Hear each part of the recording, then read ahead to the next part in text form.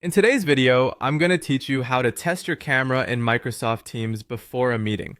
Whether you're using a Windows or a Mac, you want to make sure your video is set up just right before diving into any important virtual meeting. So let's get started with this simple guide on testing your camera in Microsoft Teams. First, you're going to want to open Microsoft Teams. If you haven't installed it yet, simply head over to the Microsoft website to download and set it up. Once you're in the app, direct your attention to the top right corner where you'll see your profile picture. Clicking on it will reveal a drop-down menu. In this menu, select Settings. This will open up a new window with several options on the left. Focus on the Devices tab and give it a click. Now, in the Devices settings, you'll find a section specifically for your camera. Here, you have the chance to select your preferred webcam from a drop-down menu. If you have multiple cameras connected to your computer, this is where you'll choose the one that suits your needs, perhaps an external HD camera that offers sharper images compared to your built-in option. Once selected, you'll notice a preview window popping up.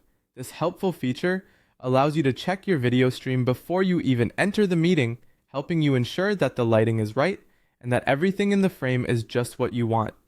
But what if you forget to check your camera settings in advance? No worries, Microsoft Teams offers an alternative way to preview and adjust your camera right before you join a meeting. Whenever you click Join for an upcoming meeting, a pre-join screen appears. On this screen, you'll see a camera preview, as well as a toggle button to switch your video on or off. This quick and easy review is especially helpful if you're in a rush. It's also a great chance to make any last-minute adjustments to your video settings. And while you're on the pre-join screen, you can also tweak your background. In case you're working from an environment you'd rather keep private or need an added touch of professionalism, use the background options to blur your surrounding area or even select a custom image. That's really all there is to it. By taking these preparative steps, you ensure that you always look professional and are fully prepared for that crucial virtual interaction.